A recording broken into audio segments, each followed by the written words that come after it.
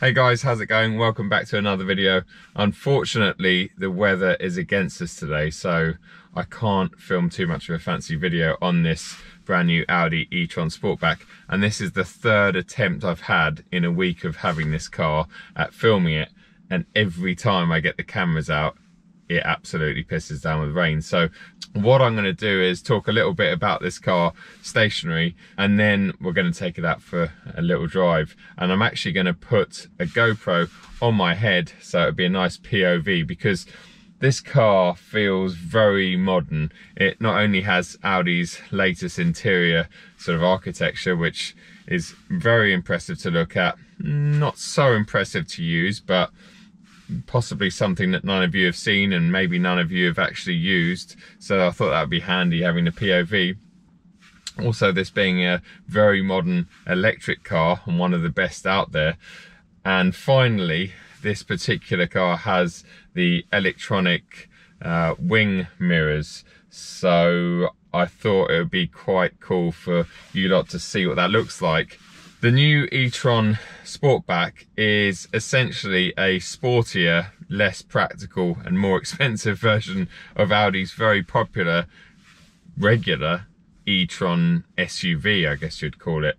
There are 3 trim levels available at time of launch here in the UK for the e-tron Sportback. This base model S-Line is about £80,000 on the road. There is then the launch edition car, which is £86,000 on the road, and the flagship Vorsprung model, which effectively comes with everything, and that retails at about £96,000 on the road. This particular one isn't bog standard. It has got a few options thrown at it, and it's actually closer to £90,000, so almost 10 grand's worth of optional extras in here. The regular e-tron is actually Europe's best-selling SUV, and for the first half of 2020, Audi shifted over 18,000 units. So you can see why they've now modified one of those and turned them into a Sportback, because obviously EVs are becoming more and more popular. And Audi actually say that by 2025, there'll be 20 different EV variants available from them, which is a hell of a lot of cars. In fact, that's probably close to 50% of their available cars that will be on sale at that time. This Sportback has roughly the same dimensions as the regular e-tron, and in fact weighs about the same hefty 2.5 tons, but it is a bit more slippery. The aerodynamic, or the coefficient, is lower, and Audi do claim that you get about 8 miles extra range out of the same size capacity battery. This car is also available for the first time ever with Audi's brand new digital matrix headlamps. They're a new and improved version of Audi's signature matrix headlamps. So I suggest you go onto YouTube and type that in and have a quick look at what they do. This car doesn't have them, but the Vorsprung model does come standard with them. Right, what I'm going to do now is have a quick run around of the outside of the car in the rain so you guys can see some of the features that are on this car. Then we're going to jump in the driver's seat, slap a GoPro to my forehead and take it for a little drive.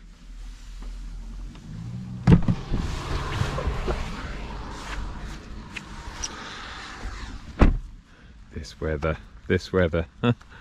So there we go, that's what it looks like from the outside. Very similar front end to the regular e-tron, similar wheels. This one has orange brake calipers, which I think are about a £500 option. I'm not sure I'm the biggest fan of those, but there you go. Walking up to the car, a bit like with the Taycan. Unfortunately, there's no sensors there, you have to press that button, but that opens very nicely and very silently. There's a charging point on each side. Let's just close that up. Here are the digital wing mirrors, which, as far as I can tell, work very well in all weathers. They're 21-inch wheels, believe it or not. They do look quite small. You can get 22-inch, but they also offer a very good ride because of the nice chunky, I think they're 45 profile tyres, which is very unusual on a modern car. Something else I forgot to show you is, in fact, the little boot in the front of the car, or the frunk, which in this particular car actually has a very nice bag that is full of all of your various charging cables. So your home charger or your fast charger, a few other bits and bobs. And those cables weigh a fair amount. So that bag is a pretty heavy, hefty bag, but it's nice that you can separate that from your normal luggage space in the back and just keep it nice and simple. Come around the back. Looks very modern Audi really, doesn't it? Obviously there's no exhausts, and thankfully they haven't tried to fit any fake exhausts on an electric car. Obviously what makes this the Sportback is this sloping roofline at the back. In terms of boot space, well, it's actually not too horrendous. Obviously it's not as big as the regular e-tron, but it is quite impressive in here, and without that parcel shelf gives you a bit more area at the top. And actually there is lots of underfloor storage as well, so it's a pretty big boot. We'll just jump in the back quickly. You know I've been sitting in the front there, so that's 6'4" person in the front. Let's jump in the back.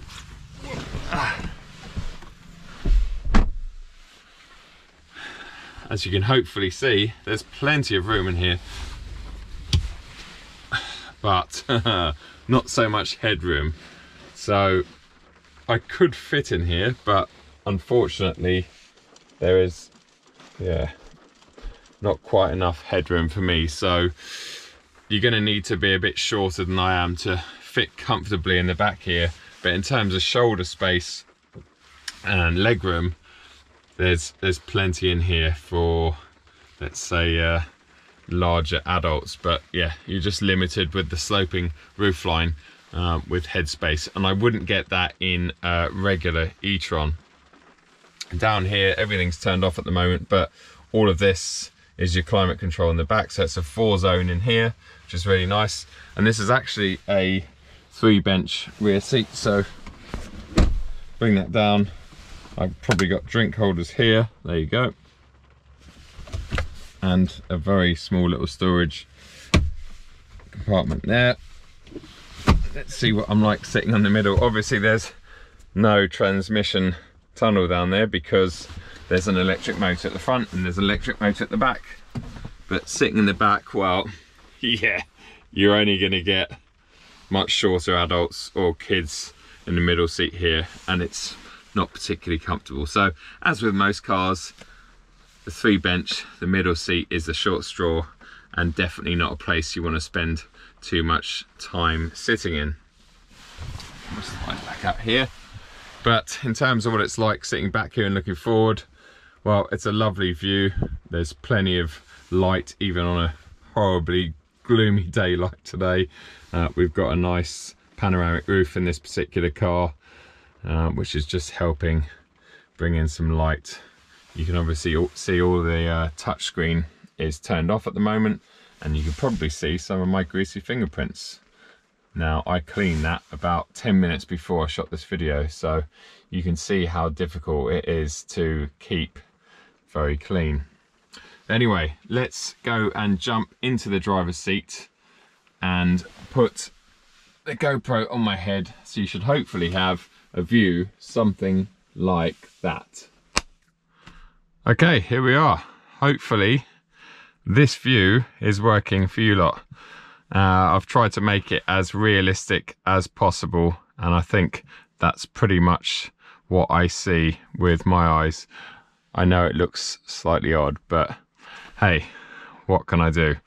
So as you can see, I've got my virtual cockpit in front of me. I've got all of this touchscreen here. I've got my digital wing mirrors there, which do take some getting used to, I have to say. I'm not sure I'm the biggest fan of them. Very cool tech, like all of this is, but in practice, it's not ideal. So let's start it up. Press that button down there. Obviously it's keyless start. Everything fires up. Basically, the fact that the dials are on and this green bit here is showing, that tells me that the car is now effectively running, or the ignition and the startup sequence is done. So what can I see on the dashboard here? Well, I can see my range, which is probably the most important figure on an electric car. Obviously a traditional speedo on the right here, and then I can see how much power I'm using there. When I go into drive, that changes, but if I put it down into sports, I actually get some extra boost there. It's like an overboost function. 408 horsepower and a claimed 0 to 62 figure of 5.7 seconds. Hopefully we'll get to test that out a bit later with my race box. Everything here is very traditionally modern Audi, I guess you'd say. This is all new down here though. I really like it. A big cubby hole. You can put drinks in here. There's drink holders that pop out, which are really cool, and that can be covered if you don't want it there. That's a wireless charging bay for my phone. You've got a 12-volt socket there. You've got some extra sockets down here. You've also got another little storage bin here with a nice little hole that comes through, so you can plug things in and charge them in there if they fit in there. So really nice. I like this. I like this here. And in terms of going into drive, you literally just pull that back or push it forward to go into reverse, or press P to go into park. That has nicely brought up the cameras. Now this has got a really cool 3D camera, which obviously allows you to pan around the car and have a look at it. And it also moves if we move. So let's go into drive and roll forward. There we go. Look at that. Very, very impressive. And come to a stop. Put it into park, bring the handbrake on. Right, let's take this for a little drive. Get my belt on. I'm very comfortable driving position. Firstly, very, very comfortable. And although there's plenty of room in the back, I'm in like the most comfortable position ever. I could move forward a couple of inches if I needed to. And in fact, as we're kind of off-road at the moment, I suggest we play with the drive select and put it in off-road mode. It lifts the car. I think it's 80 millimeters, but I could be wrong there. So let's change the drive mode. You can see that on here. And in fact, it would probably come up on this big screen here if, there we go. So we're in comfort now. Let's cycle up to off-road. So I can feel the car actually going up now. Yeah, oh, it's always such a weird sensation. Okay, so we're now in off-road mode. So the car is sitting nice and high. In fact, I'm going to jump out and show you what it looks like. So there you go, you can see how much higher the whole car is sitting.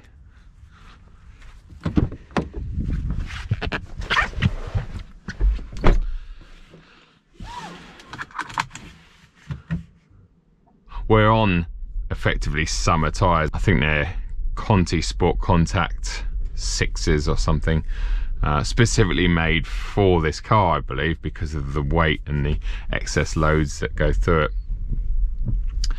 So we're just cruising across here. I do feel like I'm sitting quite a lot higher than when it's in, let's say, dynamic. And in fact, once you get above a certain speed on the motorway, the car does sit a little bit lower again. This is actually quite a deep little track that we're in. Once again, I'm going to jump out and show you because it stopped raining, so let's celebrate.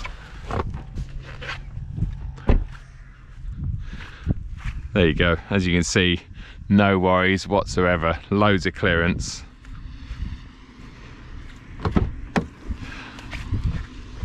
This guy's probably like, what has he got on his head?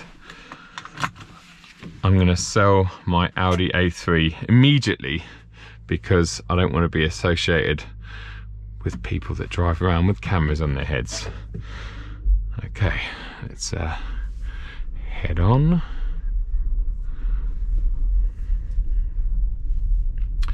Now, as we peel out of here, let's just put it into all road efficiency, comfort. Let's leave it in comfort. So it should drop a fair amount now.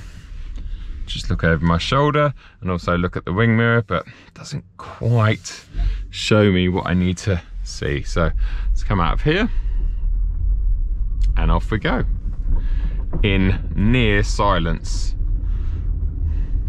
It's actually national speed limit road, this section here, which is mad. So yeah, I'm not sure how you'd ever do 60 miles an hour along there, but anyway.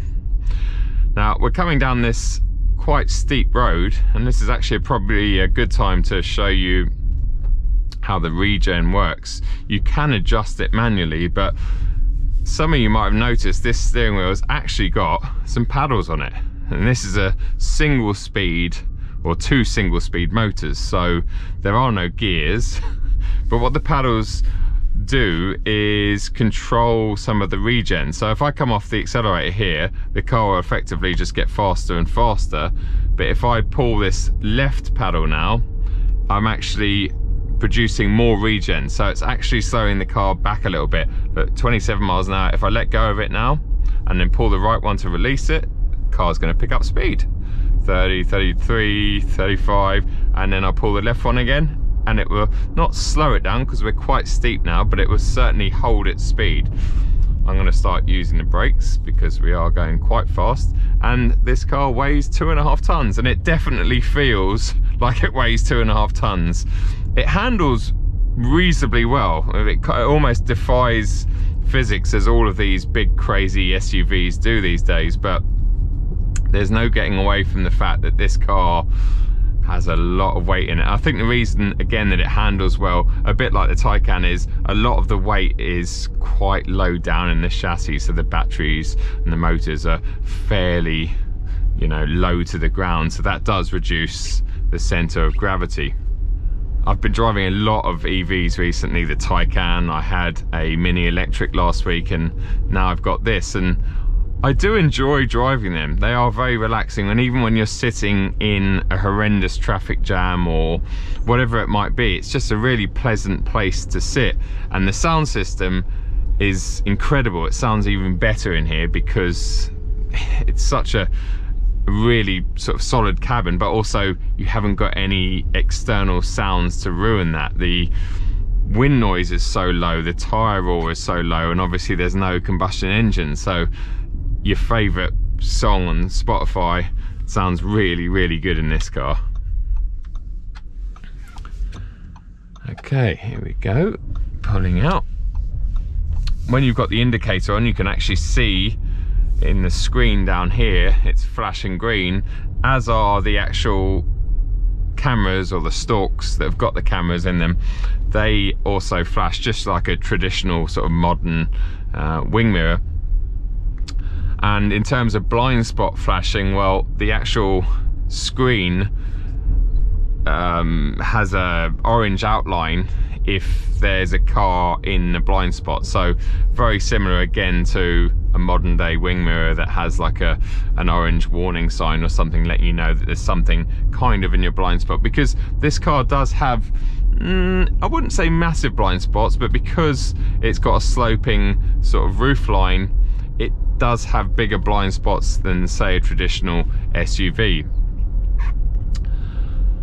Let's put it into dynamic now, and there we go. And then I don't need to bring this down into sports when I'm in dynamic, so it gives me the boost. Now, just to give you an idea of how fast these electric cars are, once I get around this corner, I will put my foot down. It's a 60 mile an hour limit, so we can't go over that, but just show you how much it accelerates. Are you ready for this? We'll just get around this corner here. So we're doing 30, so imagine we're in a overtaking scenario. We're doing 30 miles an hour through here. Feels very slow. And put my foot down. And there's 60. That's just insane. I mean, the way this picks up, 1 minute it feels quite lethargic and heavy, but then you put your foot down and it just flies. And actually, once it's in its stride on roads like this, its handling's really good. It does feel remarkably good, which is just bizarre. And also it's ride. We're in dynamic now, so it's the stiffest sort of setting, but its ride quality, as we talked about on the outside of the car, is really good. And I think a lot of that is down to the fact that it actually has a bit of substantial rubber and sidewall on the tyre, which really, you know, is unusual on a modern car. Okay, here we go. Let's try out the launch control system in the e-tron Sportback. Audi claim this car will go from 0 to 62 miles an hour in 5.7 seconds. It's very damp outside. It's thankfully stopped raining, but let's see what this can do. We're in dynamic and sport, so I've got the overboost function, so 408 horsepower and 660 Newton meters of torque. Hold it down on the brakes with my left foot, right foot down until it gives me the overboost sign. Yep, ready to go. Here we go.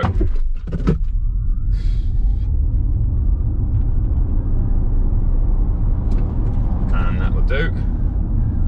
5.75 seconds and we're in the green. In fact, that was up a gradient of almost 1%.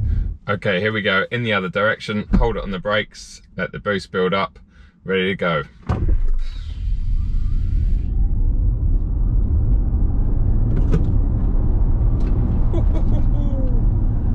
5.64 seconds. Well, how's that for consistency? Now we're into a town. Let's knock it back into comfort and talk a little bit about all of this infotainment system. I find it very complicated, overcomplicated. It's just a bit difficult to get used to. If I want to turn the climate control up, or my climate control up, I have to look down to see where my finger is.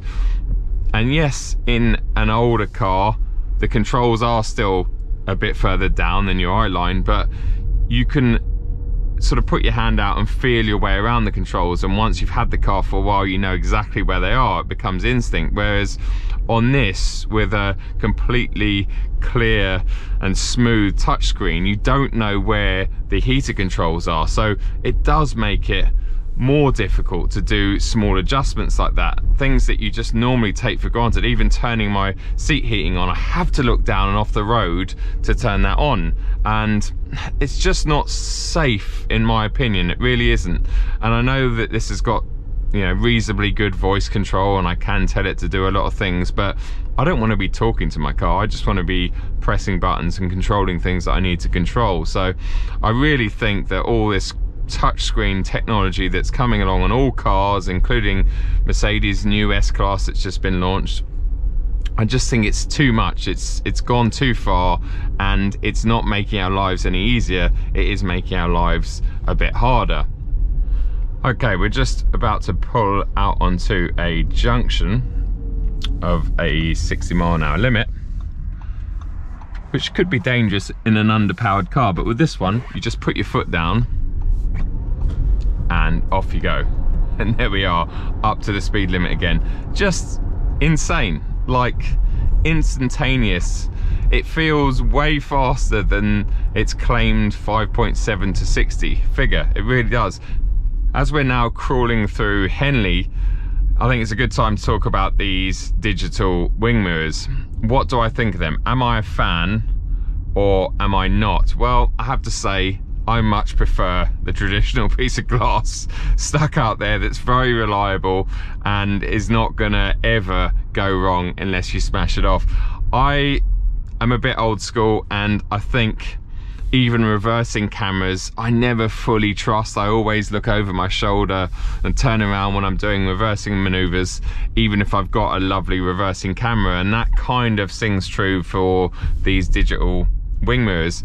They're very clear, they work in all weather, they work really well at night, but I find myself once again looking down to look at them, and it's only to say that much, but naturally I look across to my wing mirror. In this car with these digital wing mirrors, you have to look down onto the door, and yes, they have been lifted up a little bit, but I wouldn't say they're in the most ideal location. They're really not. You have kind of sacrificed a little bit of ergonomics again for tech or bling in this car, and that kind of sings true for a lot of this.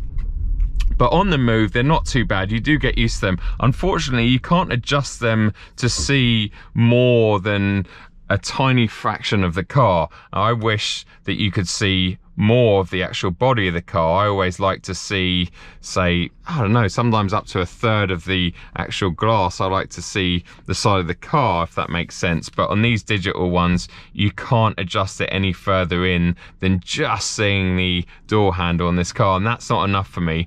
It's all right when you're on the move, but when it comes to doing reversing maneuvers, that's when this car becomes very difficult, because as I said before, there are some blind spots in here and it's not the best view out the rear window. So trying to reverse this into a special parking space or around other people and moving cars, I'm not the biggest fan of it. I don't feel fully safe doing that. So I think if you lived with them for ages and you own this car for a number of years, you would definitely become, you know, more used to them and be able to use them a lot easier. But there's no denying that they're just not as effective as a traditional glass wing mirror that has been around for a long time. I keep calling them wing mirrors, and in fact they're door mirrors, so apologies about that. In terms of charging, well, I only have a traditional plug socket at home because I don't own an EV car, so I don't have the fast charger installed. So living with this for a week has been a bit of a pain in the arse, and I've found that I've had to plan my days or my life around the car, which is not what it should be. You know, cars are there to help us, they're not there to be a hindrance, and I think that's kind of what electric cars are for the majority of people at the moment. They are a bit of a pain and something else to factor into your busy life. Obviously, if you have a nice big garage with a fast charger and potentially another car that has a combustion engine, then they're definitely a really cool fashion accessory to own. But I really think the infrastructure is just not ready.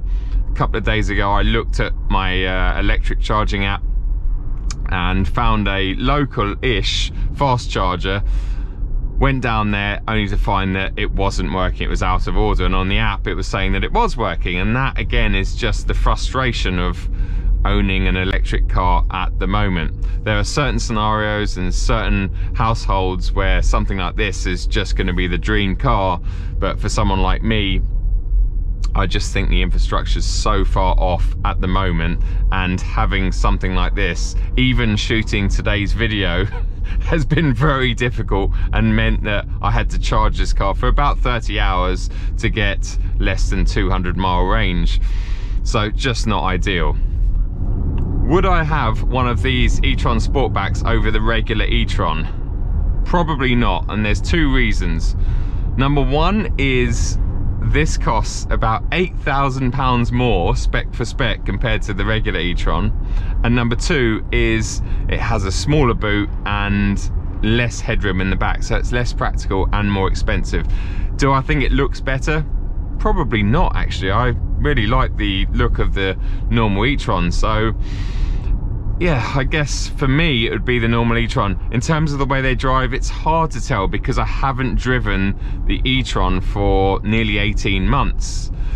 I do remember it feeling remarkably good and very similar to this, but I'm sure this has got the slight edge over that. Well, you at least hope that, I guess, for the extra money and the fact that this is classed as the sportier version.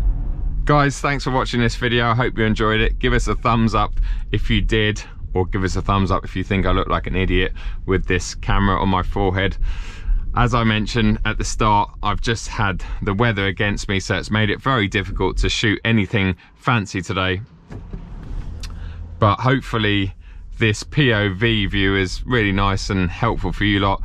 I understand and respect that I get to drive a lot of very nice cars, a lot of very modern cars like this one, and I figured earlier on that actually, you know, a lot of you might not even get a chance to drive a car like this for a few years, so why not share it in the best way that I can.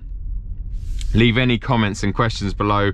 Remember to give us a follow on Instagram and on Twitter, and I'll see you at the next video. Cheers.